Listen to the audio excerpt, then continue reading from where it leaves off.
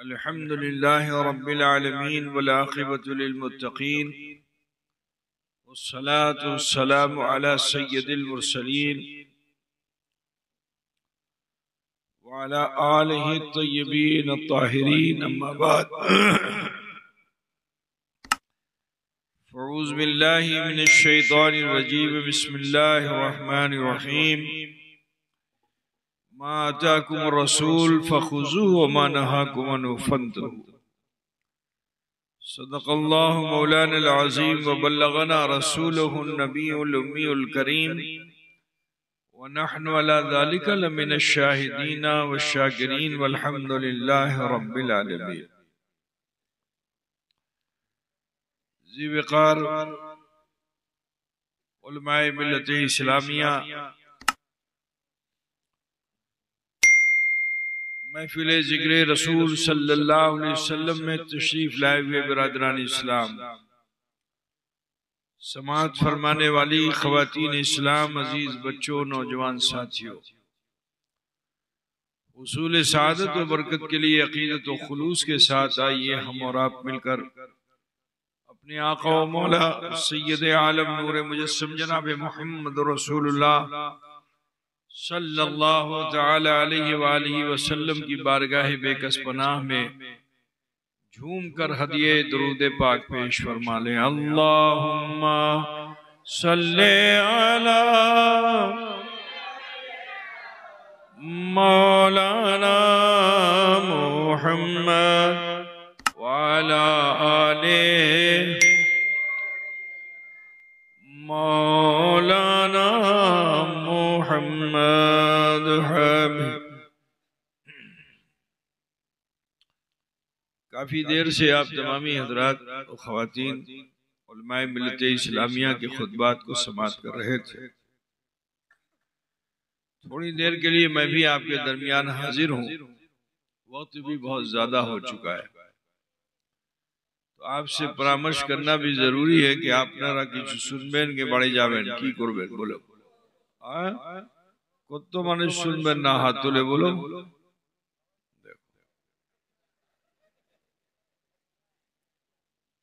समझदार है सब।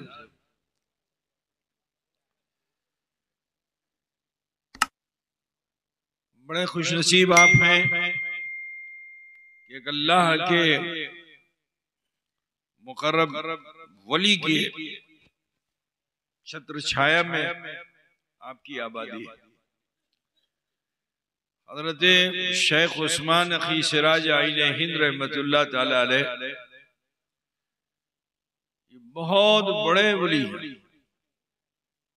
और उनकी छत्र छाया में तुम जी रहे हो।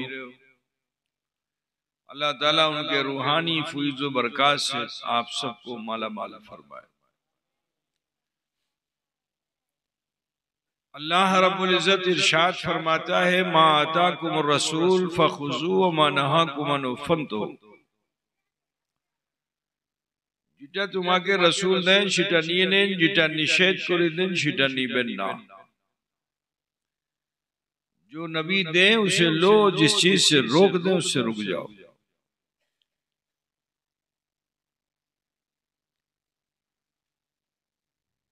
अजीजों, ये अल्लाह ताला का अजीम एहसान है कि अल्लाह तबारक व ताला ने उम्मत मोहम्मदिया को आगाह किया, वरना और भी नबियों के उम्मती थे, लेकिन अल्लाह ताला ने उनको आगाह नहीं किया। नबियों ने उनसे कहा कि जिटा अमी कोई शिटा करें, जिटा अमी निषेध कर दी शिटा करबेन ना। तो आप जानते हैं कि 1,24,000 कमोबेश अंबियाए किराम दुनिया में आए और उनके मानने चाहने वाले उनके उम्मतियों ने अपनी अपनी नबी की शान को घटाने की कोशिश की, हर धर्मी की कुथा को नहीं माना, तो अल्लाह ताला ने उनकी हस्तियों को मिटा डाला। अल्लाह जब गजबनाक होता है एक ही पल में बड़े से बड़े पहाड़ को सुरमा बना देता है।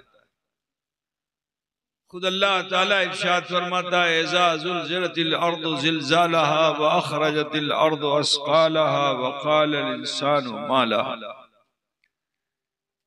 जब हमने जमीन को हिलाया तो जमीन के खजाने ऊपर आ गए। मानुष इतना अक्लमंद है, लेकिन उसके बावजूद इंसान जब अल्लाह के कहरो गज़ब को भी देखता है तो कहता क्या है, वक़ाल इंसानु मा लहा। और इंसान क्या कहता है, अरे इटा की हो लो। तो थोड़ी देर का एक आपके मन में अचंभा होता है, लेकिन इंसान का नफ्स, इंसान का शैतान उसे फिर से उसी काम में लगा देता है, फिर बुराइयों की तरफ ये इंसान लग जाता है। लेकिन एहसान है उस रब्बुल आलमीन का, वो खैर उम्मत के जिन्होंने रसूलुल्लाह के दामन को थामा। अल्लाह ने उम्मते रसूल को आगाह किया कि जिटा नबी दें छिटा नो, जिटा निषेध कर दें छिटा करबेन ना। तो सुनो, 40 साल तक मक्के में रसूल पाक सल्लल्लाहु अलैहि वसल्लम का कोई मुखालिफ नहीं था। जिस मक्के में बाप बेटे को नहीं समझ रहा था, बेटा बाप को नहीं समझ रहा था, वहां रसूलुल्लाह की कथा लोग मान रहे थे 40 साल तक। क्योंकि 40 साल तक मेरे नबी ने सिर्फ अपना जीवन दिखाया, अपना जीवन दिखाया, कोई हुक्म नाफिज नहीं किया, सिर्फ जीवन दिखाया। वो शराब पीते थे, हुजूर शराब नहीं पीते थे। वो जुआ खेलते थे, हुजूर जुआ नहीं खेलते थे। वो जिना कर रहे थे, हुजूर उसके करीब नहीं थे। वो नाच गाने में थे, अल्लाह के रसूल उससे महफूज थे। वो बुराई की तरफ थे, रसूल पाक अपनी जिंदगी को पेश कर रहे थे 40 साल तक। एक भी मुखालिफ नहीं था, कोई अबू जहल नहीं हुआ, कोई अबू लहब अतबा शैबा दुश्मन नहीं हुए। लेकिन जब रसूल पाक सल्लल्लाहु अलैहि वसल्लम ने उन्हें आईना दिखाया, उनको दिखाया कि जो तुम कर रहे हो वो गलत है, रास्ते को छोड़ो। पहाड़ पर चढ़ करके ऐलान किया कि कुलू ला इलाहा इल्लल्लाह तुफलिहू, पढ़ लो ला इलाहा इल्लल्लाह, कामयाब हो जाओगे। जैसे ही ला इलाहा इल्लल्लाह मोहम्मद रसूलुल्लाह कि इस कलमे को रसूल पाक ने मक्के में पेश किया ना, दुश्मन बहुत हो गए, मुखालिफीन बहुत हो गए। भैया चुप था को, मुखालिफीन बहुत हो गए। हालत ये हो गई कि रसूलुल्लाह सल्लल्लाहु अलैहि वसल्लम अगर नमाज के लिए खड़े हों तो दुश्मन आता, उनकी गर्दन में फंदा लगा देता, चादर को कस करके ऐंठना शुरू कर देता। अल्लाह के रसूल सजदे में होते तो ऊंट की ओझड़ी ला करके वो दुश्मन हुजूर के जिस्म पे डाल देते। जुल्म इतना किया कि 3 साल तक रसूलुल्लाह का समाजी बाइकाट कर दिया, समाज में नहीं रह सकते। तो पहाड़ों के गिर्द एक छोटी सी वादी थी जिसका नाम है शैबे अबी तालिब। उसी शैबे अबी तालिब में रसूलुल्लाह उनके साथियों ने समय गुजारा 3 साल तक। कैसा कैसा कष्ट बर्दाश्त किया। लेकिन सुनो, उसी मक्के में फिर कुछ ऐसे भी लोग हुए कि जिन्होंने अपनी जान को देखना माए इफ्तिखार समझा। सिद्दीक़ अकबर ने तहकीक नहीं की, नबी ने फरमाया कुलू ला इलाहा इल्लल्लाह तुफलिहू, पढ़ लो ला इलाहा इल्लल्लाह, कामयाब हो जाओगे। सिद्दीक़ अकबर ने बगैर इंतजार के पढ़ लिया, मौला अली ने बगैर इंतजार के पढ़ लिया, खदीजतुल कुबरा ने बगैर इंतजार के पढ़ लिया, हजरत उस्मान गनी ने बगैर इंतजार के पढ़ लिया।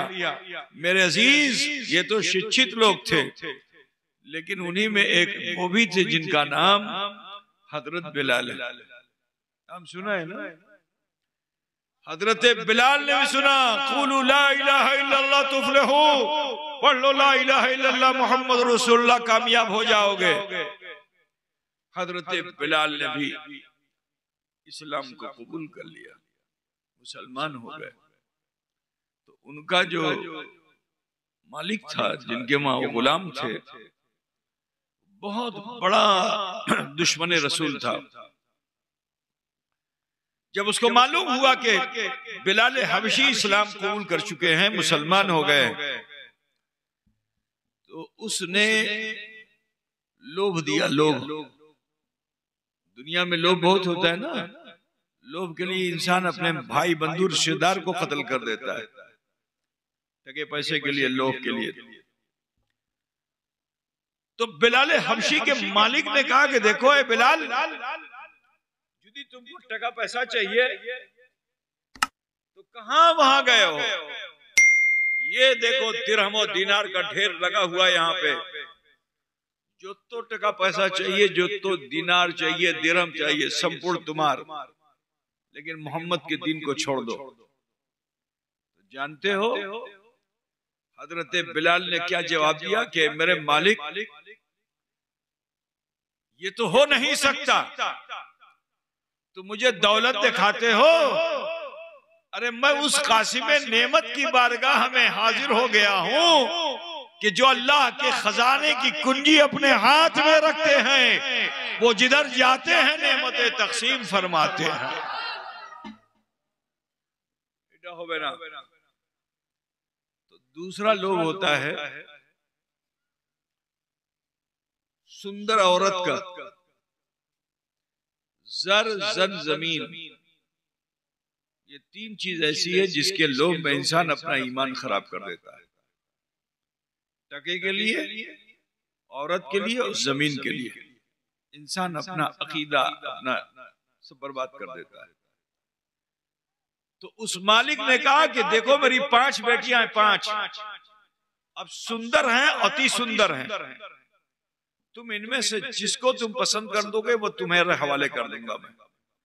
अगर 5 को पसंद करते हो तो 5 को तुम्हारे हवाले कर दूंगा, मगर मोहम्मद के दीन को छोड़ दो। तो हजरत बिलाल ने कहा मेरे मालिक, इटो होते पारे ना, तुम मुझे सुंदरता दिखाते हो। अब मैंने तो हसीनों के हसीन को देखा है कि हजरत यूसुफ को देखकर तो मिस्र की औरतों ने उंगली काटी थी। मैंने उन्हें देखा है जिसपे मर्दाने अरब अपनी जानों को कुर्बान करते हैं। उसने यूसुफ पे कटी मिस्र में अंगुश्ते जना, सर कटाते हैं तेरे नाम पे मर्दाने। इटो होते पारे ना। तो जब मालिक ने देख लिया कि ये मानेगा नहीं, तो कहा आमी जरूरत दी वो मारबो, खंबे से बांध के अमी मारबो जुदी छाड़बे ना तुम्हें दीन। कहा मेरे मालिक, जो तो तुम्हें मारबे तो अमी बाड़बो। अब तुमको हम बुझा दे थोड़ा सा। तुम लोगों ने मिष्टी तो पसंद करते हो ना। मिष्टी की दुकान पे कुछ मिष्टी ऐसी होती है कि जिसपे चांदी का वर्क लगता है, चमकती हुई चांदी लगती है ना। देखा है कि नहीं देखा? उसको तुम लोग क्या बोलते हो? चांदी का वर्क ही बोलते हो, कुछ और बोलते हो? नहीं बोलते? क्या बोलते हो? चांदी का पराती। अच्छा, जो भी बोलते हो समझ गए ना। मिष्टी के ऊपर लगा देता है ना। कभी तुम लोगों ने देखा नहीं होगा बनता कैसे है। आप लोगों ने देखा बनता कैसे है? नहीं देखा होगा। तो आज मैं आपको बताता हूं। चांदी का वो जो वर्क होता है, वो बहुत बेमिकदार चांदी, जिसकी कोई हैसियत नहीं, जो सुनार के धूला में पड़ी हुई चांदी होती है, उसी चांदी को उठाकर फनकार लाता है और लाने के बाद एक चमड़े के कवर में उसी चांदी को डाल देता है और डालने के बाद उसको हथौड़े से मारता है। मार मार के कभी ऊपर से मारता है, कभी पलट के मारता है, कभी उलट के मारता है, उलट पलट के मारता रहता है और खोल खोल के झांकता रहता है, उलट पलट के मारता रहता है, खोल खोल के झांकता रहता है। तो चांदी एक ऐसी चीज है कि जिस पर जितनी जर्ब लगेगी वो उतना फैलती चली जाएगी, फटेगी नहीं, फैल जाएगी। तो जब वो मार मार के थक जाता है और जब उस कवर को खोलता है तो ये छोटी सी चांदी जो बीच में पड़ी हुई थी वो पूरे कवर पे फैली हुई थी, वो पूरे कवर पे फैल जाती है, जिसको दुकानदार उठा करके मिष्टी पे लगाता है। बाबा बुझ गया कि नहीं बुझ गया? बड़ी मजेदार थी, धूला में पड़ी हुई थी चांदी, लेकिन जब चोट लगी, जर्ब लगी उस चांदी को, तो वो चांदी ऐसी हो गई कि हर इज्जत वाली जगह पे उसी को लगाया जा रहा है। आप अगर फातिया करते हो, जर्दा करते हो तो उस पे भी लगा देते हो, आप मिष्टी करते हो तो मिष्टी पे लगा देते हो। पहले जमाने में पान पे भी लगा करके मोहब्बत के साथ पेश किया जाता था। मेरे अजीज, तो हजरत बिलाल ने कहा जो तो तुम्हें मारबे ना हमें बढ़बो, हमें बढ़बो। तो जानते हो हजरत बिलाल का मर्तबा, खंबे से मार करके जालिम ने की पीठ उधेड़ दी, कोड़े से मारता था, नंगी पीठ पे कोड़ा जब मारता था तो चमड़ा निकल आता था। लेकिन हजरत बिलाल ने दीन और मजहब को छोड़ा नहीं, मोहम्मद रसूलुल्लाह के दामन को छोड़ा नहीं। जैसे जैसे चोट लगती थी, कभी अहद कहते थे, कभी अहमद कहते थे, कभी अहद कहते थे, कभी अहमद कहते थे।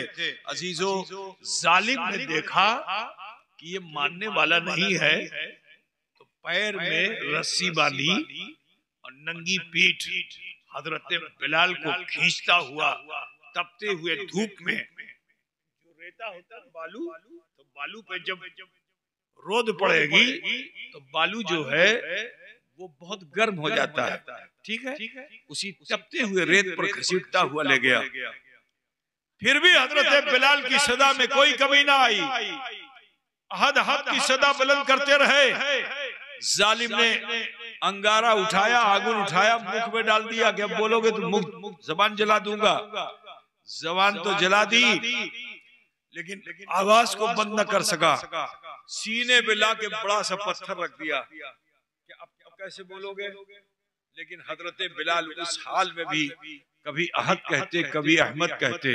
तो जानते हो अल्लाह ने उनका मर्तबा कैसा किया कि बिलाल जब मक्के में चलते थे तो जन्नत में हुराने बहिश्ती उनके चलने की आवाज को सुनती थी। जरा ख्याल फरमाइए, वो बिलाल हबशी हैं कि जिन बिलाल हबशी को उमर फारूक ने जब देखा तो उमर कहते हैं ये गुलाम नहीं है, ये तो मेरा आका है।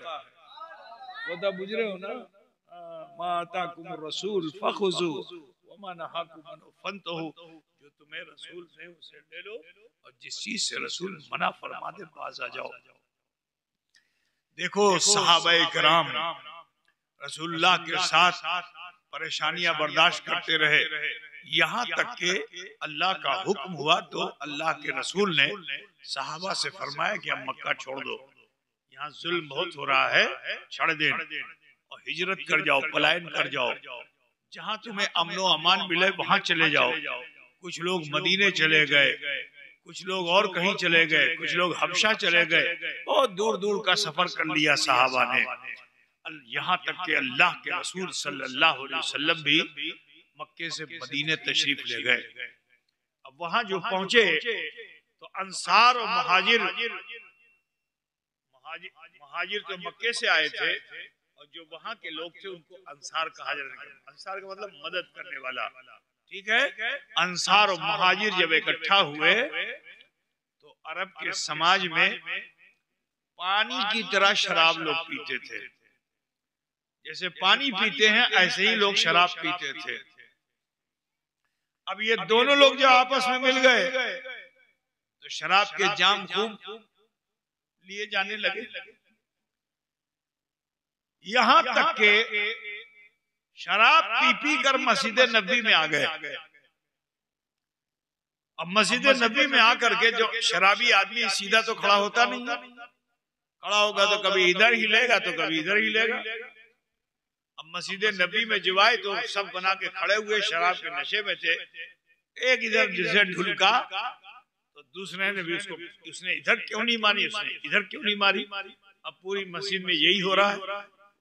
अल्लाह के रसूल ने जब नमाज पढ़ा ली तो सहाबा से फरमाया कि मेरे सहाबा के मुतनमी आगे देखी, शिटे मुतनमी पीछे देखी। जैसे मैं आगे देखता हूँ ऐसे ही पीछे देखता हूँ। अभी हुजूर ने ये फरमाया ही था कि अल्लाह कितना मेहरबान है उम्मत रसूल पर, कि आयत करीमा नाजिल हो गई कि ला तक़रबू सलात व अंतुम सुकारा, कि जब तुम नशे की हालत में रहो तो नमाज के करीब मत जाओ। ये शुरू दौरे इस्लाम में था, पता बुझ रहे हो ना, शुरू दौरे इस्लाम में था। बाद में फिर शराब को हराम अल्लाह ने कर दिया, मैं उसे भी बयान करूंगा। लेकिन सुनो, वो सहाबा इकराम थे कि जो हुजूर अकरम सल्लल्लाहु अलैहि वसल्लम से बड़ी भालोबासा रखते थे, बहुत मोहब्बत रखते थे। और जो आदमी किसी से मोहब्बत रखता है तो वो उसके नक्ल हरकत को, उसके अंदाज को अपनाने की कोशिश करता है। ठीक है ना भाई? सुनेंगे भाई आप लोग? हमको भी शहरी करना है। टाइम कितना हुआ पहले बता दो हमको, घड़ी नहीं हमारे पास। कितना बजे? हाँ, तो बेसी देर हम बोलबो ना, ठीक है? तो सुनो, रसूलुल्लाह से कैसी भालोबासा रखते थे वो सुनो। सहाबा, एक बुखारी शरीफ में बहुत तफसील से हदीस है, उसका मैं सारांश आपके सामने रख दूं कि एक सहाबी के मन में ख्याल आया, क्योंकि रसूल पाक सल्लल्लाहु अलैहि वसल्लम के लिए तो रब ने फरमाया वो अम्मा साइला फला तनहर, कोई भी साइल आए तो उसको झिड़को नहीं। तो मेरे रसूल तो वो हैं कि खुद तो फाके में रहते हैं और दूसरों को खिला डालते हैं। घर में कई कई दिन चूल्हा नहीं जला। सहाबी को जब पता चला कि रसूलुल्लाह के घर में फाका है तो उनके मन में ख्याल आया कि मैं खाऊं और रसूल पाक न खाएं, तो लिहाजा हुजूर की बारगाह में तोहफा करना चाहिए। तो बाजार गए और बाजार से बकरे का गोश्त उन्होंने कीना और वो बकरे का गोश्त लाके अपनी बीवी को दिया और बीवी से कहा कि मेरी बीवी जरा इसको अच्छे से रन्ना करो, क्योंकि मैं इसे रसूलुल्लाह की बारगाह में नजराना करना चाहता हूँ, हदिया करना चाहता हूँ। बीवी भी बड़ी खुश हो गई। बीवी समझते हो ना? क्या बोलते हो? अपनी बीवी को क्या बोलते हो तुम लोग? वो, अच्छा वो वही मतलब है, समझना। ठीक है, कहा रसूलुल्लाह को तोहफा करना है। वो भी बड़ी खुश हो गई कि रसूल पाक की सेवा करने का मौका मिला नहीं, आज मौका मिला है मुझे अल्लाह के रसूल की सेवा करने का, उनकी खादिमा बन जाऊंगी। तो अच्छे से उन्होंने खूब अच्छे से रन्ना किया, बड़े मूड से रन्ना किया। सुनो बाबू, सुनो, ज्यादा देर नहीं है, ज्यादा इधर उधर करोगे तो शेष हो जाएगा सब। ठीक है? बहुत अच्छे से रन्ना किया। जब उसकी खुशबू से पूरा घर महक गया तो उसे बर्तन में रखा, ढक्कन से ढक दिया, स्वामी को दे दिया। स्वामी ने उसको लिया, लेके चले। जैसे ही बाड़ी से बाहर निकले तो पूरे रास्ते में मजमा खचाखच भरा हुआ था, बड़ा जाम लगा हुआ था। अब सहाबी को बड़ी चिंता हुई कि ये जाम क्यों लगा हुआ है, आगे है क्या? तो किसी से पूछा नहीं कि आगे है क्या। कभी कभी होता है ना, जैसे भीड़ लगी हुई रहती है और आपको देखना होता है कि आगे है क्या, तो आगे वाले को हटा के तुम ही आगे हो जाते हो। ऐसा होता है ना, आगे वाले को हटा के तुम ही आगे हो जाते हो। तो वो सहाबी भी किसी से पूछ नहीं रहे, कभी दाहिने हटाए कभी बाएं हटाए, आगे बढ़ते चले गए, आगे बढ़ते चले गए, यहाँ तक के बिल्कुल आगे जो पहुंचे तो ज़ियारत रसूल हो गई। अब जो जनाबे मोहम्मद रसूलुल्लाह का दीदार किया तो ये भी ख्याल नहीं कि मैंने इस बर्तन को कहाँ देना है, ये जो मैं खाना लेके आया हूँ इसको कहाँ देना है, ये भी ख्याल नहीं। हुजूर को जो देखा ना तो फिर बेखुदी में आगे बढ़ते चले गए, यहाँ तक के अल्लाह के रसूल एक चौराहे पर, चौक था, उसी चौक पे बैठे हुए थे और सहाबा को आप हिदायत फरमा रहे थे। सहाबी जोश में गए और ले जाके फौरन ही हुजूर की बारगाह में पेश कर दिया। अब अल्लाह के रसूल सल्लल्लाहु अलैहि वसल्लम ने जो सहाबी को देखा तो कभी ऊपर से नीचे देखते रहे उन्हें। चाहते तो फरमा देते कि जाओ बाड़ी में दे आओ, यहाँ का लाए हो, लेकिन मेरे नबी अपने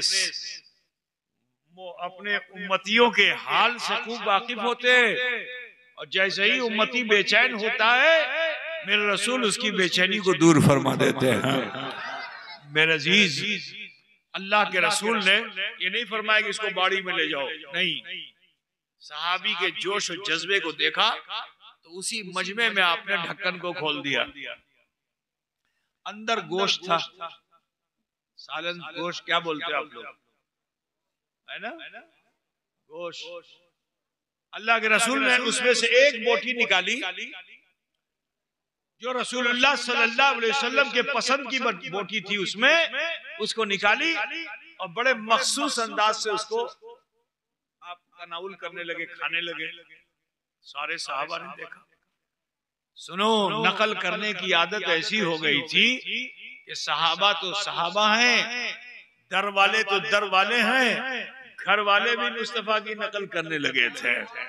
हजरत उस्मान ज़ुन्नूरैन जो रसूलुल्लाह के दामाद हैं, उन्होंने ये मंजर जो देखा तो भाग गया मंजर, दिल में असर कर गया। अब जो दिल में असर कर गया तो सोच लिया कि ए मुतन अमियों कुर्बो, ये मुतन नबी ने किया है, शिटे मुतन अमियों कुर्बो। तो दूसरे दिन वो हाट में गए और जाने के बाद वहां से उन्होंने भी गोश्त लिया और गोश्त लेकर के आए। अपनी बीवी से कहा कि बीवी अमीर रन्ना कुर्बो, तुम्हें रन्ना करिए दो, अच्छे से रन्ना करो। नबी की बेटी थी, बहुत अच्छे से रन्ना कर दिया, काम में रखवाया, ढक्कन से ढकवाया, लेकर के आए चौराहे पे। सामने घर है, ये चौराहा है, और चौराहे पे आकर के उसी चबूतरे पे बैठे और मुस्कुराते हुए, जैसे नबी ने ढक्कन खोला था ऐसे ही खोला, और खोलने के बाद उसमें से एक बोटी गोश्त निकाला और उस गोश्त को आप खा ही रहे थे कि राहगीर सहाबा जो उधर से गुजरे तो उन्होंने कहा, ए उस्मान, क्या बाड़ी में किसी से राग हो गए हो? बीवी राग हो गई कि तुम राग हो गए हो? यहाँ क्यों खा रहे हो? अब जो आ रहा है वो मजाक उड़ा रहा है हजरत उस्मान गनी का। यहाँ तक कि हजरत उस्मान गनी ने लोगों को रोका और रोकने के बाद ये कहा कि मेरे साथियों सुनो, मेरा मजाक मत उड़ाओ, मैं ये अमल इसलिए कर रहा हूं क्योंकि मैंने कल जनाबे मोहम्मद रसूलुल्लाह सल्लल्लाहु अलैहि वसल्लम को ऐसे ही खाते हुए देखा था, तो आज मैं नबी की नकल कर रहा हूं। तो बुझ रहे हो ना, सहाबा का हाल ये था कि हुजूर की अदाएं अपनाते थे। इस आयत करीमा का शान नुज़ूल सुन लीजिए, जो आयत करीमा मैंने बयान की है। हर आयत का कोई ना कोई शान नुज़ूल होता है, कोई मकसद होता है नाजिल होने की आयत का, ठीक है ना। तो सहाबा, मैंने बता दिया सहाबा कलाम का आलम क्या था कि रसूलुल्लाह की नकल करते थे। रसूल मुस्कुराते जैसे वो भी मुस्कुराते, रसूल चलते जैसे वैसे सहाबा भी चलते, रसूल जैसे सोते वैसे सहाबा भी सोते। अब मामला ये हुआ कि रसूल कायनात सल्लल्लाहु अलैहि वसल्लम पर अल्लाह का हुक्म आ गया कि आप रोजे पर रोजा रखिए, किचु खावा दावा करते होबे ना, ठीक है ना, जल खाते होबे ना अन्न खाते होबे, रोजे पे रोजा। अल्लाह के हुक्म से रसूल पाक ने सौमे विसाल करना शुरू कर दिया, न कुछ खाया न कुछ पिया। तो मैंने बताया कि सहाबी नकल करने के आदी थे, तो उन्होंने हुजूर की इस अमल की भी नकल करना शुरू कर दिया। तो हुजूर और उम्मत में फर्क होगा कि नहीं होगा? होगा ना। बशर और खैर बशर का यही फर्क है। खैर बशर रोजे पे रोजा रखे, उन्हें कोई कष्ट नहीं, लेकिन बशर अगर एक रोजे पे दूसरा रोजा रखे तो उसका हाल क्या होगा? अभी रमजान गुजरा है, 12-13 घंटे का रोजा गुजार करके शाम को अफ्तारी के लिए बड़ा लंबा दस्तरखान। अभी मौलाना बता रहे थे कुछ बचता नहीं बाजार में, है ना। अभी बता रहे थे ना कि खरबूजा भी है तो तरबूज भी है तो फला है तो ढका है, केला भी है, न जाने क्या क्या है। एक ही दस्तरखान पे न जाने क्या क्या, और पकौड़ी है तो पकौड़ी है, न जाने क्या क्या रख डालते हो। फिर उसमें मुड़ी भी है, बगैर मुड़ी के बंगाली की इफ्तारी होती नहीं है ना। वो भी है, सब है, फिर सबको मिला भी देता है उसी में। ऐसा करते हो कि नहीं करते हो? एक 12 घंटे का रोजा आपने रखा, शाम को जब आप इफ्तार करते हो तो चाहते हो ये भी खा लें तो वो भी खा लें, तो खीरा भी खा लें, तो ककड़ी भी खा लें, तो तरबूज भी खा लें, तो केला भी खा लें, सब में से हाथ लगाना शुरू कर देते हो। होता है कि नहीं होता है? 24 घंटा पार करेगा जो आदमी, तो उसका हाल क्या होगा? सहाबा की पोजीशन जरा सोचो, एक रोजा रखा, कुछ नहीं खाया, जब दूसरा रोजा रखा तो उनकी हो गई हालत खराब, चलना मुश्किल, बोलना मुश्किल, उठना मुश्किल, लेकिन नमाज के लिए मस्जिद में आना है, नमाज के लिए मस्जिद में आना है। तो अजीजो देखो, एक शराब पी के आए थे मस्जिद में नमाज पढ़ने के लिए, तो हुक्म आ गया अल्लाह की तरफ से, जब नशे की हालत में रहो तो नमाज के करीब मत आओ। अब यहाँ फिर सहाबा नबी की नकल करके मस्जिद में आए, खावा दावा किसी कर लेना, तो जब आदमी एक दिन 2 दिन नहीं खाएगा तो उसकी हालत क्या होगी? पहलवान भी होगा तो गीला हो जाएगा, ताकत शेष हो जाएगी। अब मस्जिद में आए, जो हाथ बांधा नमाज पढ़ने के लिए, चकरा चकरा के गिरने लगे, बेहोश हो गए। अगर इस महफिल में कोई आदमी ठोकर भी खा जाए तो 10 आदमी उसको संभालने के लिए खड़े हो जाएंगे, है ना? ये मन होता है।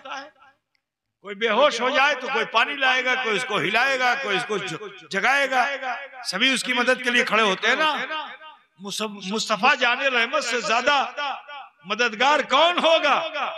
लेकिन उस वक्त जब वो लोग बेहोश होकर गिरे तो मेरे नबी ने उनकी मदद नहीं फरमाई, बल्कि फरमाते हैं, नबी ने क्या फरमाया? अय्युकुम मिसली, कौन है मेरे मिसल? तुम मेरी नकल करते हो? अरे मेरा रब मुझे खिलाता भी है, पिलाता है, मेरा परवरदिगार मुझे खिलाता और पिलाता है। अल्लाह के रसूल जलाल की कैफियत में थे, अगर इसी हालत में रह जाते ना तो आज हम लोग नहीं होते, सब शेष हो जाता, क़यामत आ जाती। लेकिन अल्लाह ने इस जमाने को मुस्तफा के लिए रखा है, तो फौरन अल्लाह ताला ने ये आयत करीमा नाजिल कर दी कि मा अताकुमुर रसूल फखुज़ूहु व मा नहाकुम अन्हु फंतहू, जो तुम्हें रसूल दें तुम उसे ले लो, और जिस चीज से रसूल मना फरमा दे बाज आ जाओ। तो देखो शराब, बस आखिरी बात अर्ज कर दूं कि शराब उनकी आदत थी, ठीक है ना? लेकिन जब शराब हराम कर दी गई, शराब जब हराम कर दी गई तो सहाबा कितने फॉलोअर थे मेरे नबी के, कि जो मेरे नबी फरमाते थे वही करते थे। शराब हराम हो गई। बुखारी शरीफ में किताबुत तहारत में बहुत तफसील से हदीस है, जिसका मैं सारांश आपके सामने रखता हूँ। अब जब शराब हराम कर दी गई तो मेरे नबी ने मिंबरे नबी से खड़े होकर ऐलान कर दिया कि शराब हराम कर दी गई। तो सहाबाए किराम में किसी एक आदमी ने भी ये नहीं कहा कि या रसूल अल्लाह, इटा हमार आदत आछे। आदत समझते हो ना तुम लोग? अभ्यास क्या बोलते हो, है ना? हमार अभ्यास आछे, हमार आदत आछे, धीरे धीरे हम ही छाड़बो। डॉक्टर भी अगर बोल दे कि तुमको कैंसर हो गया है, देखो अब बीड़ी मत पीना, गुटखा मत खाना, ये जो कैंसर हो रहा है उसकी वजह क्या है? यही सब है ना, उल्टी सीधी चीजें, तंबाकू खाना, बीड़ी पीना, गुटखा खाना, और गोरू का गोश्त खूब जम के खाना, है ना, चर्बी वाला खाना खाना, इन सब चीजों से कैंसर होता है। होता तो बुझते से ना, इससे बचना चाहिए। गोरू का गोश्त खाना हराम नाजायज नहीं है, लेकिन तुम लोग जिस तरह से खाते हो उससे बीमारी बढ़ती है, क्योंकि तुम उसकी चर्बी को साफ नहीं करते हो, ठीक है? और उसे पकाने में, रन्ना करने में तुम उसके अंदर मसाला बहुत ज्यादा डाल देते हो, तेल बहुत ज्यादा डाल देते हो। इस तरह से कोई भी जब खाना बनेगा तो वो खाना चाहे सब्जी हो हरी, चाहे गोश्त हो, वो तुम्हारे पेट को खराब कर देगा। जब पेट खराब होगा तो बड़ी बड़ी बीमारियां होंगी। लीवर खराब होगा, जब लीवर खराब होगा तो पेनक्रियाज खराब होगा, तो कभी आंत खराब होगी, कभी फेफड़ा खराब होगा। कदरड़ा बुझते से ना बाबा, खावा दावा पे कंट्रोल करो। बीमारी से बचना है तो मेरे नबी के फरमान पे आ जाओ, बच जाओगे। मेरे नबी ने फरमाया कि खाओ, मगर खाना ख्वाहिश से कम खाओ। हम लोग क्या करते हैं, खाते हैं, ख्वाहिश से ज्यादा खाते हैं। मिसाल के तौर पे एक बोटी खाना था, 5 अच्छा खाना बना दिया बीवी ने, 5 बोटी खा जाएंगे। और कहीं दावत में गए तो बिरयानी पे जुड़ जाएंगे तो 5-10 प्लेट बिरयानी खा जाएंगे, है ना? नहीं मेरे भाई, इत्तेदाल पे हमेशा रहिए। जहां रोगन वाला खाना हो, अगर आप 5 लुकमा खाते हो तो 2 लुकमा खाओ, कम खाओ, मरोगे नहीं। কথা বুঝতেছেন না? कम खाओ, मरोगे नहीं, भूख मिट जाएगी तुम्हारी। কথা বুঝते ना? तो अल्लाह के रसूल ने फरमाया, तो उनके फरमान पे अगर चलोगे तो बहुत से रोग से बच जाओगे, बहुत सी बीमारियों से बच जाओगे। तो जो बीमारियां आ रही, तो कैंसर का मरीज भी अगर कोई है, उसको डॉक्टर बोलेगे जुदी छाड़बे ना तो मरे जाबे, तो उससे भी कहेगा जो डॉक्टर साहब ठीक আছে আমি धीरे धीरे छाड़बो, 5 दिन में छाड़बो, 10 दिन में छाड़बो, 20 दिन में छाड़बो। अच्छा सकाले खाबो, संध्या खाबो, दिन में खाबो ना, ये सब बोलेगा। क्योंकि यदि खाबो ना तो हमको क्या बोलते, लघु शंका होवे ना। लघु शंका बोलते, क्या बोलते हैं, पेशाब पैखाना जो होता है उसको क्या बोलते हो तुम लोग, हैं? क्या कहते हो? अगर तो पैखाना नहीं होगा, पेशाब नहीं होगा, जब तक गुटखा खाबो ना, खैनी खाबो ना, होवे ना, ठीक है? वो डॉक्टर तुम्हें डरा रहा कि तुम्हें मरे जावे, तारपुरे तुम्हारी आदत तुमको कह रही है कि डॉक्टर से एहतिजाज कर रहे हो तुम, जरा ख्याल करो। लेकिन वो सहाबा कैसे थे कि जब वो पैदा होने वाले थे, माँ के पेट में दर्द हुआ था तो माँ को शराब पिलाई गई थी। बच्चा जब पैदा हुआ था, रोने लगा ज्यादा, तो शराब पिलाई गई, ठीक है ना? घुट्टी में शराब थी। जिस बच्चे की घुट्टी में शराब हो, रग रग में शराब हो, और उसको जवानी और बुढ़ापे में हुक्म दिया जाए कि शराब छोड़ दो, तो बोलो कष्ट का विषय है कि नहीं? कष्ट का विषय है ना। लेकिन एक भी सहाबी ने एतराज नहीं किया, क्योंकि नबी के फरमान पे जीवन व्यतीत करने वाले साहबा थे ना। अल्लाह का हुक्म हो गया था जीटा नबी कोई सीटा करो और जीटा निषेध करो, सीटा करबे ना। तो वो सहाबा थे। सुन लो मेरे भाई, गौर से सुन लो, सिर्फ दुनिया में बेतरतीबी के साथ जीना अच्छा नहीं है। अगर चाहे तो दुनिया में जीना तो शरीयत मोहम्मदी का पालन कर लो, इंशाअल्लाह तुम्हारा जिस्म भी अच्छा हो जाएगा, तुम्हारी रूह भी अच्छी हो जाएगी। ठीक है भाई मेरे? तो शराब की हुर्मत जब आ गई, रसूल पाक ने बयान कर शराब छोड़ दो। बर्तन यदि शराब का बाड़ी में तो भांगे दो। सारे सहाबी जरा सुन लो, मुहाजिर जो आए थे मक्के से हिजरत करके मदीने आए थे, इन्होंने मक्के में अपने माँ बाप को छोड़ दिया था, मगर शराब की बोतल नहीं छोड़ी थी। अपने भाई बंधु को छोड़ चुके थे मगर शराब की बोतल नहीं छोड़ी। खेती बाड़ी, जमीन जायदाद, घर सब कुछ छोड़ दिया, मगर शराब को बगल में दबा के लाए थे। शराब उनकी ऐसी प्यारी चीज थी। लेकिन जब नबी ने फरमा दिया छोड़ दो, तो वो कैसे सहाबा थे जरा देखो। उन्हें अपनी आदत नहीं प्यारी थी, उन्हें मुस्तफा की मोहब्बत प्यारी थी। जिटा नबी हुक्म देके छिटा आमी करबो, ठीक है? तो वो अपने घर पे गए। हदीस शरीफ में आया ये है कि उन्होंने शराब के बर्तनों को भांग दिया। अब जो बर्तन को भांगा तो शराब उसमें इतनी थी कि वहां तो रेता की जमीन है ना, कितनी शराब रही होगी कि घर का आंगन भीगा होगा, कुछ नीचे तक तर हुआ होगा शराब से।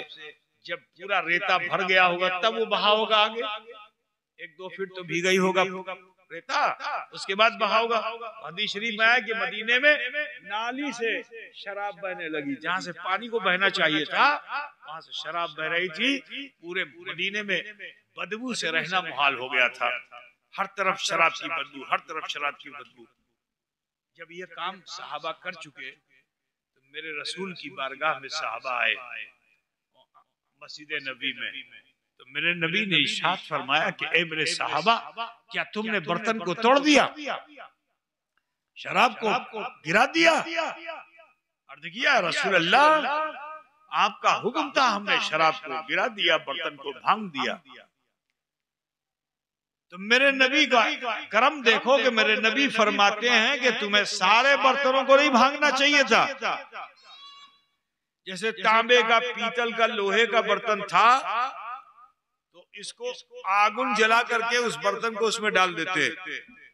अब जब आग बुझ जाती, बर्तन निकालते, बर्तन पाक हो जाता। सुन लो गौर से, लोहे तांबे का बर्तन पाक करने का करीना रसूल पाक ने क्या फरमाया कि आग में ये बर्तन डाल देते। अब आग जब ठंडी हो जाती, राख हो जाती, बर्तन निकालते तो बर्तन पाक हो जाता।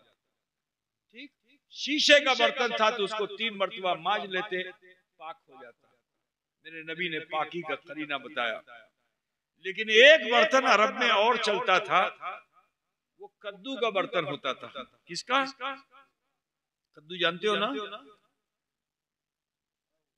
उसके अंदर का अगर गूदा निकाल लिया जाए तो बोलो प्याला बन सकता है कि नहीं? सुराही बन सकती है कि नहीं? घड़ा बन सकता है कि नहीं? ठीक है ना? उसमें से अगर निकाल लिया जाए, जितना बीज उज है सब निकाल लिया जाए तो बनेगा कि नहीं बनेगा? तो वहां उसका भी बर्तन बनता था, वो कद्दू का बर्तन बनता था। तो मेरे नबी ने फरमाया कि तुम्हें उस बर्तन को तोड़ देना चाहिए था जिसमें शराब दाखिल हो गई, जैसे कद्दू का बर्तन। क्या फरमाया? कद्दू, क्योंकि कद्दू के बर्तन में अगर शराब डाली जाएगी तो उसके अंदर जो शराब जब डाली जाएगी तो उसका असर बिल्कुल आखिरी जिल्द तक आ जाता है।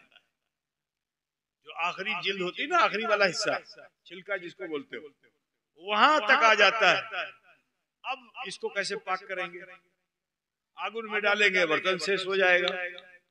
और पानी डालेंगे तो जैसे ही पानी डालेंगे, वो सूखी शराब जो वहां पड़ी हुई है उससे पानी जैसे ही मिलेगा सारा पानी नजिस हो जाएगा। अब नजिस चीज से नजिस चीज को पाक नहीं किया जाता। आप लोगों के इलाके में मैंने देखा है कि टॉयलेट में आप लोग बाल्टी रखते हो, मग्गा रखते हो, है ना? लेकिन उस मग्गे को आप जमीन में रख देते हो। जहाँ आप पेशाब करते हो, आपका बच्चा पेशाब करता है और उस मग्गे को आप जमीन में रख देते हो, उस पे छींट पड़ती भी है, या जहाँ छींट पड़ी हुई है उसके तले में लग भी गई। अब फिर उसी डब्बे को उठा के बाल्टी में डाल देते हो और फिर उससे तुम पाकी और तहारत हासिल करोगे। बोलो पाक हो पाओगे? और जब पाक नहीं होगे तो चाहे जितने बड़े नमाजी हो, तुम्हारा वजू नहीं होगा, और जब वजू नहीं होगा तो नमाज नहीं होगी। ठीक है ना? अत्तहारत शोबतुम मिनल ईमान, पाकी जो है वो ईमान का हिस्सा है। ठीक है ना? तो बंगाल में आम तौर पे इसका ख्याल नहीं रखा जाए, इसका ख्याल जरूर रखिए मेरे भाई। ठीक है? लेटरिन बाथरूम में अगर बाल्टी रख तो बहुत अच्छी बात है, फिर उस मग को टांग के रखो, चाहे बाल्टी में या कहीं भी, जमीन पे मत रखिए, क्योंकि जैसे ही जमीन पे आप रखेंगे नापाकी लग सकती है। अगर वो नापाकी लग करके बाल्टी में चला गया तो वो सारा पानी नजिस हो जाएगा। अब वो जब पानी नजिस हो जाएगा तो उससे आप पाक नहीं हो सकते हो। जब पाक नहीं होगे तो नमाज नहीं होगी, जब नमाज नहीं होगी तो सारा मामला बेकार हो जाएगा। ठीक है?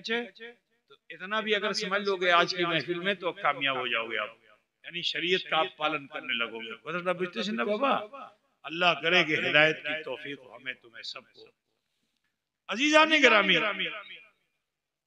तो नबी ने फरमाया कि तुम्हें उन बर्तनों को तोड़ देना चाहिए था जिसमें शराब दाखिल हो गई, जैसे कद्दू का बर्तन। ठीक? अब सुनो, हजरत मौला अली मुश्किल कुशा करमल्लाहु वजहुल करीम अमीरुल मोमिनीन है, रसूलुल्लाह के भाई हैं, खलीफतुल मुस्लिमीन है ना? हसन और हुसैन के, जिनका तुम यहाँ बनाए हुए इमाम बड़ा, उनके बाबा है वो मौला अली जो फातिह खैबर है। वो मौला अली के जिनके लिए रसूल पाक ने फरमाया कि मन कुंतो मौला हो फहाज़ा अली मौला, कि मैं जिसका मौला हूँ उसके अली मौला है ना? वो अली जो इमामुल मुत्तकीन है, तकवा शियार उन जैसा कोई दुनिया में हुआ नहीं। वो मौला अली मुश्किल कुशा फरमाते हैं, शराब से उनको ऐसी घृणा हो गई, ऐसी घृणा समझते हो ना तुम लोग, नफरत हो गई, घृणा हो गई कि आप फरमाते हैं कि अगर शराब का एक बूंद, एक फूटा किसी जमीन पे गिर जाए और उसके बाद घनघोर बिजली हो, अब बताओ अगर माटी पे शराब गिरी हुई है और बिजली ढेर सब होगी तो वो शराब रहेगी? उसका तो 1 इंच मिट्टी वैसे भी पानी के बरसने से निकल जाएगी, है ना? कच्ची मिट्टी हो, जब बारिश होती है तो कुछ मिट्टी सड़क के निकलती कि नहीं निकलती, है ना? तो वो माटी तो निकल गई, लेकिन हजरत अली का तकवा देखो कि आप फरमाते हैं कि अगर एक फूटा शराब किसी जमीन पर गिर जाए और उस पर बिजली हो और बिजली के असर से उस पे घास उगे और उस घास को कोई बकरी खाए और उस बकरी का गोश्त मेरे पास लाया जाए खाने के लिए, छिटा आमिद खाबो ना। समझ गए कि नहीं? ये शरीयत, काश के हम अपने जीवन में सुधार लाते। आज जो हम दुनिया में जलीलो ख्वार हो रहे हैं, आज जो हमें कमजोर किया जा रहा है ना, तुम अपनी जगह पे शेर बने बैठे रहो लेकिन कोई तुम्हें दबोच रहा है। आज मुस्लिम समाज पूरी दुनिया में कितना कमजोर है, कोई आदमी बेखबर नहीं, सब जान रहे हैं। क्यों है? वो थोड़े से मुसलमान कामयाब, 313 बेदारे बद्र में कामयाब, 319 लोग इराक में पहुंचे थे, घोड़े को दरिया में डाल दिया था तो दरिया ने भी रास्ता दे दिया था। वो कैसे मुसलमान थे कि जहां पहुंचे वहां इज्जत मिली। मोहम्मद इब्ने कासिम तुम्हारे हिंदुस्तान में आए, कामयाब हुए। ख्वाजा गरीब नवाज अकेले आए, पूरे हिंदुस्तान में कामयाब हुए। अखी सिराज आईने हिंद बंगाल में आए, कामयाब हुए। अजीजों क्यों कामयाब हुए? क्योंकि ये अपनी मर्जी का जीवन नहीं जी रहे थे, मुस्तफा की दी हुई शरीयत पे चल रहे थे। काश के हम भी नबी की शरीयत को अपना लेते। किसी लाठी और हथियार की जरूरत नहीं थी, बम गोले से नहीं जीत पाओगे, इतना जान लो। काफिर को जीतना है तो दम पैदा करो। आज हमारा दम नहीं है, शरीयत पर हम चल नहीं रहे हैं, जिसकी वजह से आज पूरी दुनिया में मुसलमान जलीलो ख्वार हो रहा है। ऐ मुसलमानों, इज्जत की जिंदगी जीना है तो लौटो, बुराई और खुराफात को छोड़ो, शरीयत के मुताबिक जियो। बखुदा कहता हूं कि ज्यादा दिन नहीं गुजरेगा अगर एक चंडीपुर का मुसलमान पूरी आबादी का तय कर ले कि हमको शरीयत के मुताबिक जीवन व्यतीत करना है, तो 1 ग्राम पूरे हिंदुस्तान के लिए सबक बन जाएगा। 1 ग्राम सिर्फ चंडीपुर का, यहाँ की मर्द, यहाँ की औरतें सब शरीयत के मुताबिक जीने लगे। सुबह फजर में उठे, शाम शाह पढ़ के सोए। ये अमल अगर तुम करने लगो ना, तो मैं बड़े चैलेंज के साथ कहता हूँ, 1 गांव पूरे हिंदुस्तान के काफिरों के लिए काफी हो सकता है। लड़ने से जीत नहीं सकते हो, अमल करने से जीत पाओगे। अपना अमल अच्छा कर लो, अपना कैरेक्टर अच्छा कर लो, अपना किरदार अच्छा कर लो, इसकी बहुत सब जरूरत है मुसलमानों। तो आप सबसे कहना है, इतने बड़े बुजुर्ग की छत्र छाया में जीते हो, तुमसे अच्छा तो कोई होना ही नहीं चाहिए, तुम में तो कोई बुरा होना ही नहीं चाहिए, क्योंकि तुम फैजाने अखिए पाक लिए फिर रहे हो। तुम खताएं करते हो और तुम्हारी खताओं को छुपाते चले जा रहे हैं। जरूरत इस चीज की है, कुछ नेकियां करो, ताकि ये जो आराम कर रहे हैं ना, इनकी जलवा सामानिया तुम अपनी आंखों की निगाहों से देखते चले जाओ इंशाअल्लाह ताला। तो आप सबसे कहना है, अपने अमाल की इस्लाह कीजिए। आज एक तरफ तो जाहिरी तौर पर दुश्मन हमारे सर पे मुसल्लत है, ठीक है ना, वो तरह तरह का, हमारी मस्जिद नहीं छोड़ा है, हमारा मदरसा नहीं छोड़ा है, हमारी खानका नहीं छोड़ा है, हमारा कब्रिस्तान नहीं छोड़ा। सुन रहे हो नहीं सुन रहे हो? तो ये क्यों हो रहा है? इसलिए हो रहा है क्योंकि तुम्हारी वो ताकत जो रूहानी थी वो तुम्हारे पास से शेष हो गई। मैं जिस्मानी ताकत की बात नहीं करता, अपनी रूहानी ताकत को मजबूत कर लो जी। जरूरी नहीं कि तुम कट्स निकाल करके और बॉडी बिल्डर बन जाओगे तो तुमसे दुनिया डरेगी, नहीं। तुम बिल्कुल दुबले पतले कि चल भी नहीं पाओ, लेकिन तुम्हारी निगाहों में शरीयत मोहम्मदी ऐसी हो कि आंखें खोलो तो सामने बातिन देखे तो खौफजदा हो जाए। अजीजानी गिरामी, कुछ ऐसी तहजीब बना लो तो बहुत अच्छा होगा। सूफियाए कराम की तालीमात पे अमल करो, अच्छे बनो, सच्चे बनो। तो जाहिरी तौर पर तो हमारा ये हाल है, और बातनी तौर पर हमारा हाल क्या है? बुराई हम करेंगे, अल्लाह हमसे राजी नहीं होगा। जब राजी नहीं होगा तो रोजी में बरकत नहीं, कमाओगे बहुत, बरकत नहीं होगी। ठीक है ना? कमाओगे, रहोगे बहुत अच्छे से, घर में बला आएगी, मुसीबत आएगी। कभी अम्मा बीमार तो अब्बा बीमार, तो बेटा बीमार, तो बंधु बीमार। समझ गए ना? बुराई के रास्ते से अगर तुमने दुनिया खरीदी तो फिर ये समझ लो कि इधर का आया हुआ उधर जाएगा। लेकिन अगर तुम सही तरीके से शरीयत मोहम्मदी के मुताबिक जीने लगोगे ना, तो मेरा यकीन ये कहता है कि निरोग हो जाओगे, तुम्हारा रोग शेष हो जाएगा, फिर तुम रोगी नहीं रहोगे, फिर तुम तो मुजाहिद बन जाओगे। हमारी माँ बहन बेटियां गाजियां बन जाएंगी इंशाअल्लाह ताला। तो लिहाजा आप सबसे कहना है, खौफ खुदा पैदा कीजिए, डरिए अपने रब से और शरीयत के मुताबिक जिंदगी जीना पसंद कीजिए। ये तुम नसीब वाले हो कि अल्लाह ने तुम्हें जिंदगी बख्शी और रमजान का महीना आया, और इस पाक महीने में आपने इसका इस्तकबाल किया, इसका एहतराम किया। अल्लाह ताला ने हमें तुम्हें रमजान में अपनी तरबियत में रखा। अब जब रब्बुल आलमीन की तरबियत में रह गए हो तो ईद के बाद लौटना जो है, ईद का माना होता है खुशी, और ईद का माना क्या होता है? लौटना। तो दोनों होता है, एक है खुशी और दूसरे क्या है? लौटना। नहीं समझते हो? फिर आना, फिरना, लौटना, घुरियाशी। क्या बोलते हैं? घुरियाशी, घुरियाशी बोलते हैं। हाँ, तो जैसे मिसाल के तौर पर तुम गए घर, उसके बाद जलसे में फिर आए, तो इसको क्या कहेंगे? इसी को कहा लौटना। बुझते ना? तो देखो, अल्लाह अभी तक तो अल्लाह ने शैतान को पाबंद कर रखा था रमजान में, लेकिन ईद तुम्हें अता कर दी, खुशी दी तुम्हें।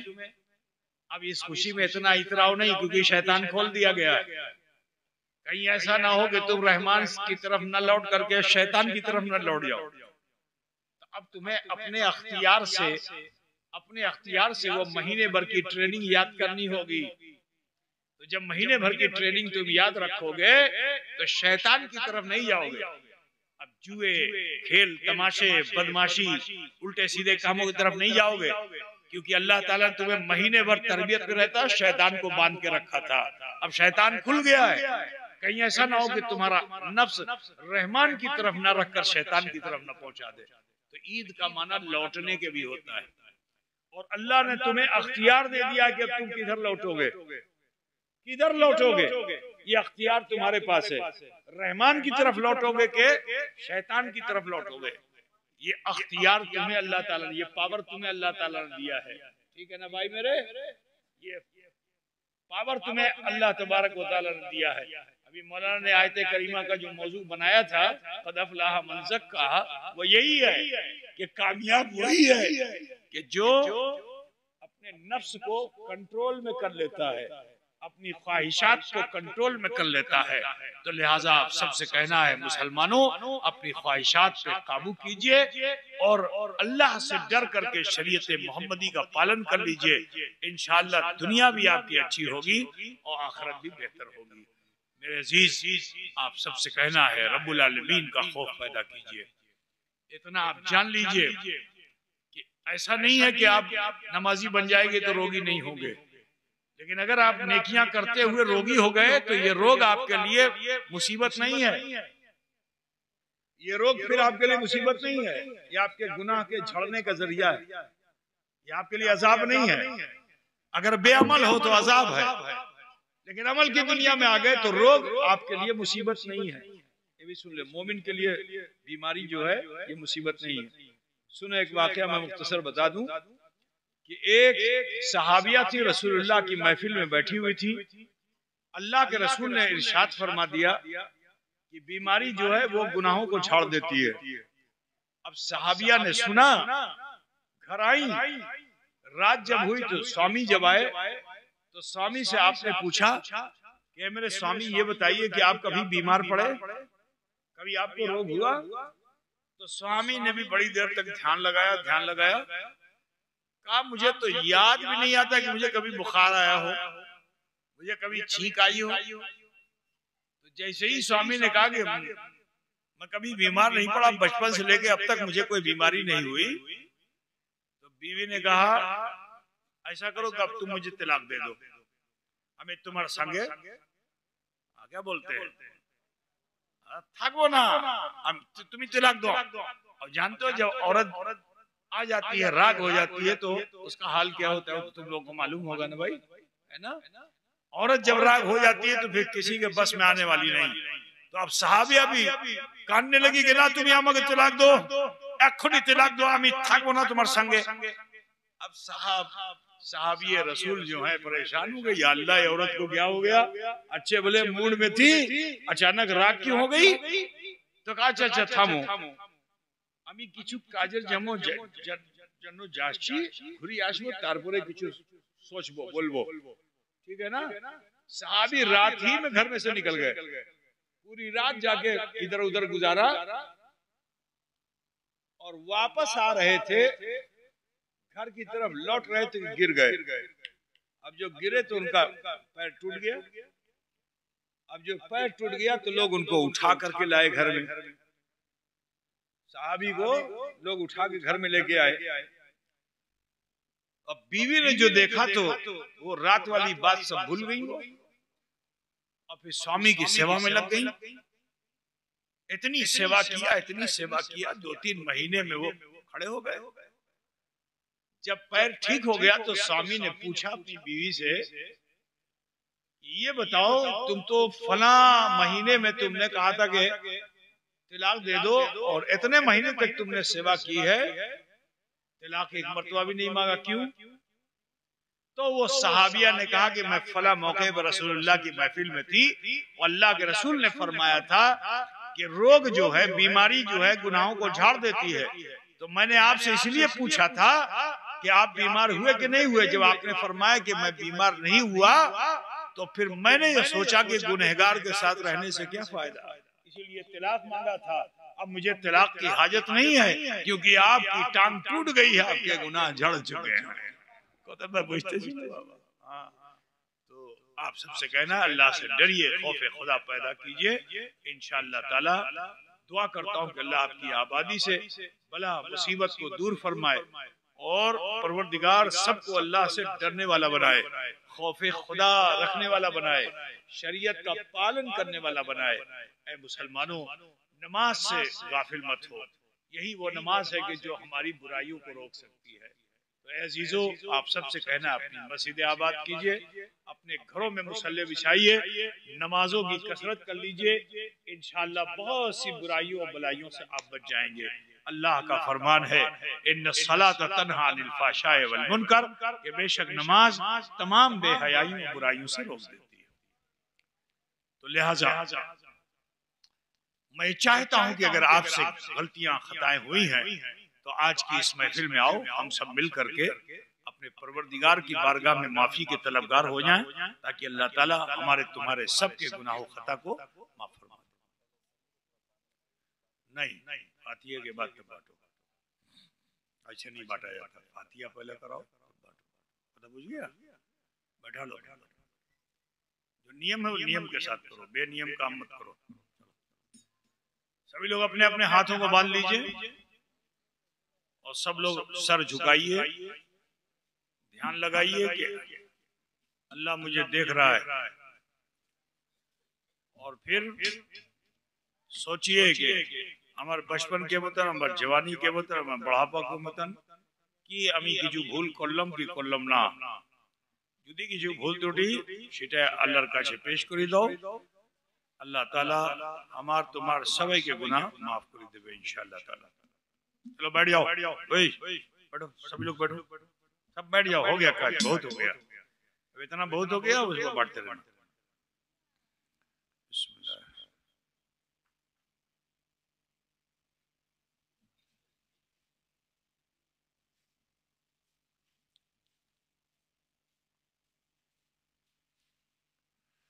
पढ़िए बिस्मिल्लाहिर्रहमानिर्रहीम।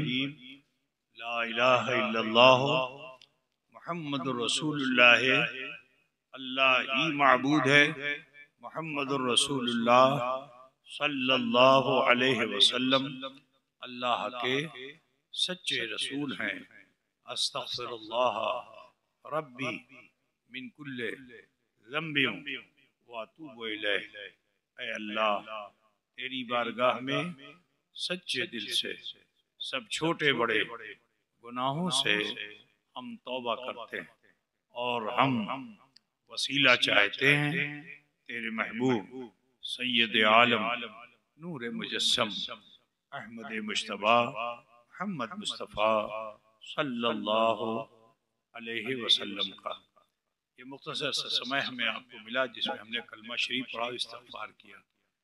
बिल्कुल यकीन जान लीजिए, जिन लोगों ने सच्चे मन से तौबा कर ली है उनके सारे गुनाहों को अल्लाह ताला ने माफ फरमा दिया। वो ऐसे हो गए जैसे माँ के पेट से पैदा होने वाला बच्चा होता है।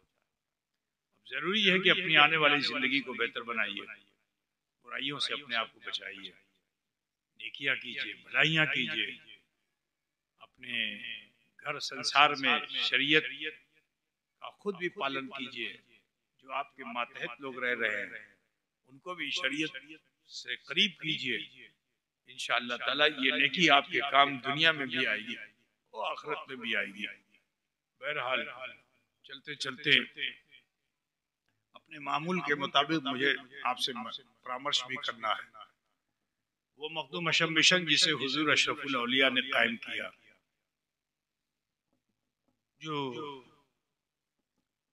हुजूर अशरफुल औलिया जिन्होंने हजरत तक़ी सिराज आईने हिंद अलाउल हक पंडवी की चौखट को किसी भी हाल में छोड़ा नहीं। दुनिया नहीं आई लेकिन हजरत जरूर आए।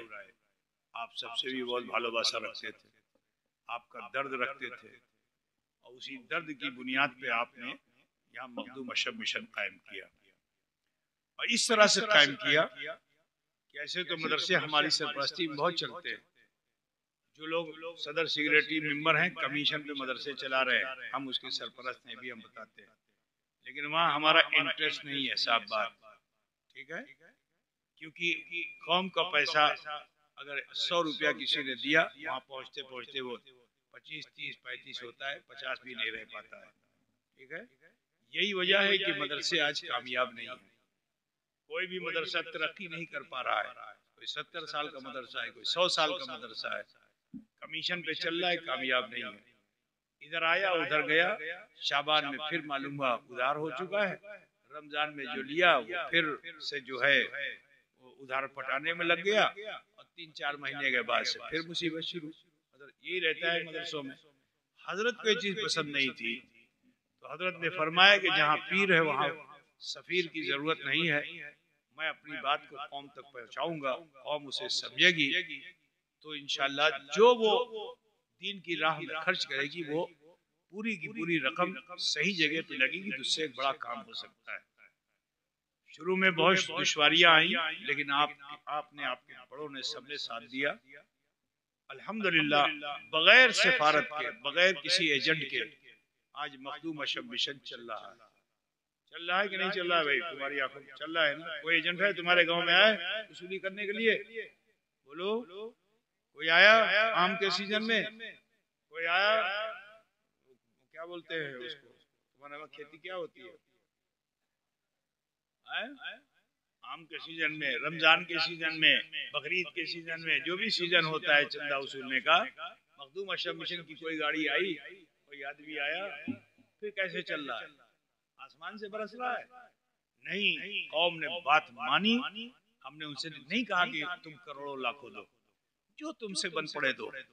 तुमसे अब कभी शिकवा नहीं करेंगे तुमने इस साल कम क्यों दिया, इस साल ज्यादा क्यों दिया, जो तुमसे बन पड़े, मगर तुम करो, ठीक है। उसके लिए आप जानते हो इससे पहले भी यहाँ कायम था, किसी वजह से वो अभी नहीं है बताया जैसा। वो डिब्बा क्या बोलते हैं उसको यहाँ पे, बैंक, तो उसको आपके वहाँ फिर से चलाया जाए या बंद कर दिया जाए?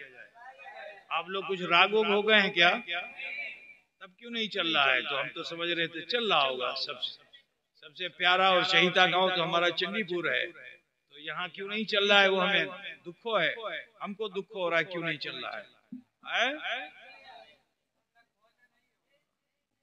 3 आदमी जो जिम्मेदार थे वो कहाँ गायब हैं? उनसे पूछना चाहिए ना, जो गांव के 3 आदमी जिम्मेदार थे। अब वो कौन लोग हैं मुझे नहीं मालूम है। अगर जिम्मेदारी छोड़ दिया तो नया आदमी होना चाहिए ना फौरन। फिर कोई 3 आदमी नए तैयार हो जाओ तो भिजवा देंगे, चलो अभी तैयार हो जाओ 3 आदमी, खड़े हो जाओ। कौन? आओ नाम बताओ अपना। अब्दुल कादिर, ये बेटा हमारा बोल रहा है। ये कैसा लड़का है? ठीक है, हम नहीं चीनेंगे, तुम ही लोग चीनो, है ना? अब्दुल कादिर रहेगा। और बताओ, मजहर शेख के बारे में आप लोग समर्थन करते हैं? लड़का ठीक है। इधर से कौन बोला था लड़का? वो लड़का जो खड़ा है, वो उधर वाला। ये तीनों लड़के अपना नाम अपना मोबाइल नंबर अभी आकर के दे दो यहाँ पे, ठीक है? हम आदमी भेज देंगे और इंशाल्लाह हर घर में इसको जाना चाहिए। कोई जबरदस्ती नहीं, तुम्हें कितना देना है। अल्लाह जब तौफीक दे, जो तौफीक दे, अल्प अल्प दान करो।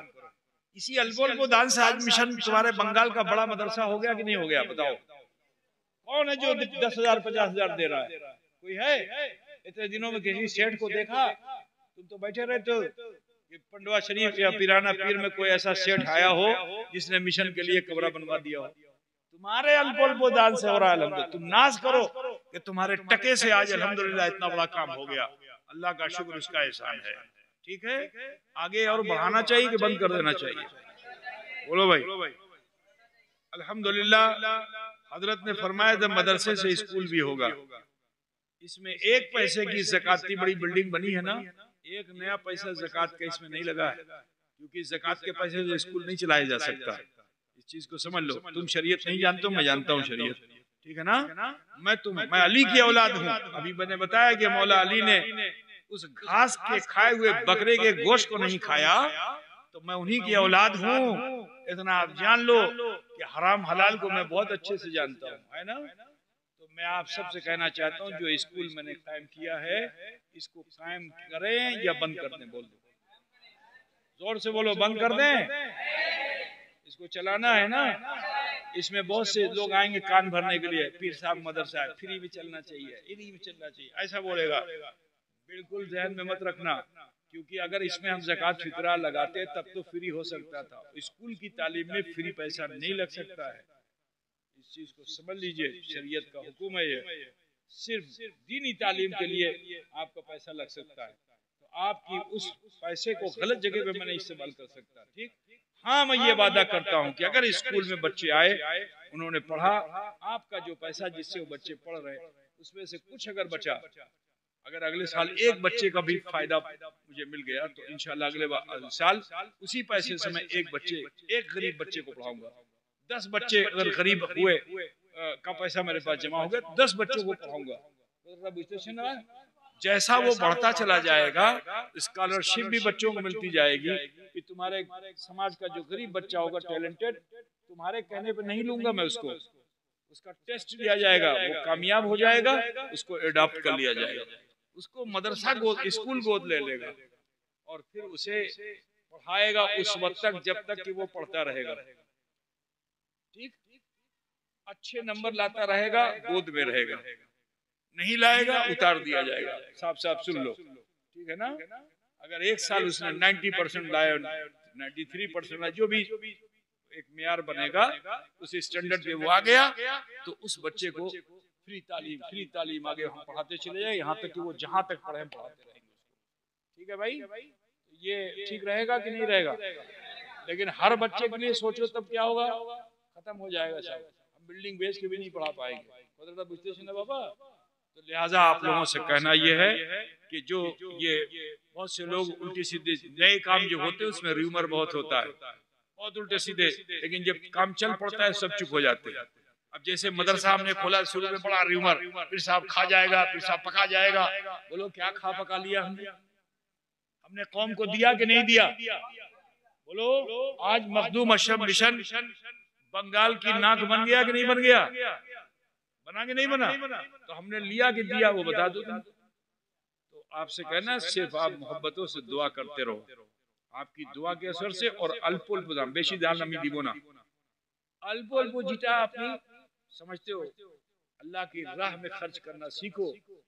बखुदा कहता हूँ बहुत सी बलाएं इसी से चली जाएंगी। अस्सदक़तु तरुद्दुल बला, सदका बला को टाल देता है। तो आप लोग बोलते हो भाई स्कूल चलाना चाहिए, नहीं तो उसी में मेरा गए बच्चे, अभी 300 बच्चे हाफिज जी हैं और 300 और लाके उसमें डाल दूं, खत्म। 600 बच्चों को पढ़ाऊंगा फ्री। बोलिए भाई हाफिज जी 300 और उधर यही कर दूं, बिल्डिंग तैयार है, उतना ही 300 बच्चे उधर भी हो जाएंगे, 600 बच्चे हो जाएंगे, बहुत अच्छा रहेगा।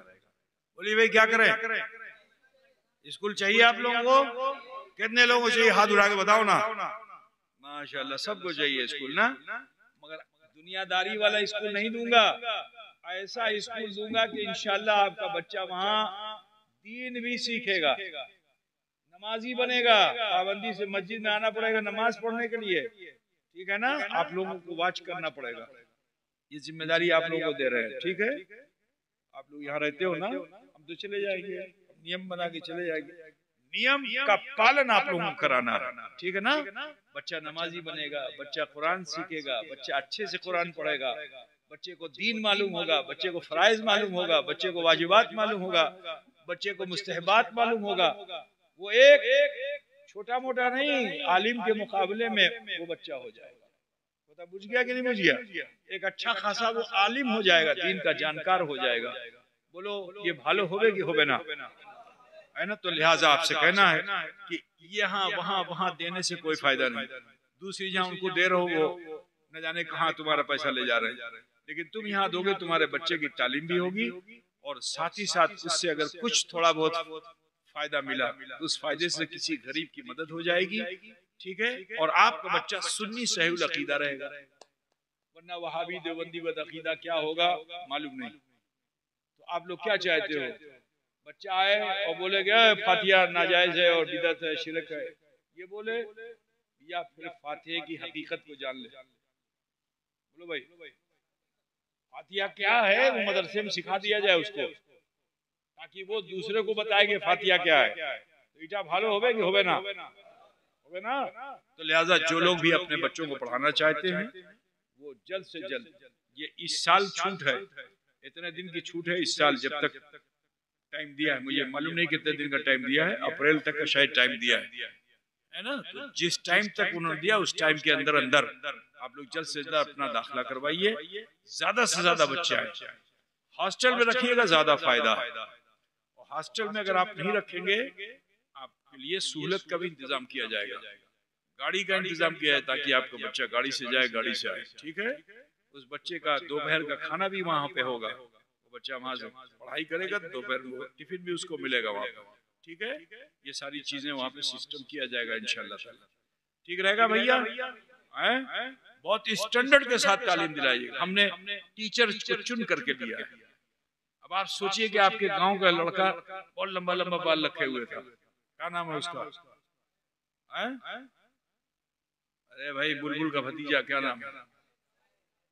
अब उसने बीटेक किया है, लेकिन उसका जज्बा देखिए, तो उसने कहा मुझे चपरासी रखेंगे तो भी मैं रहूंगा।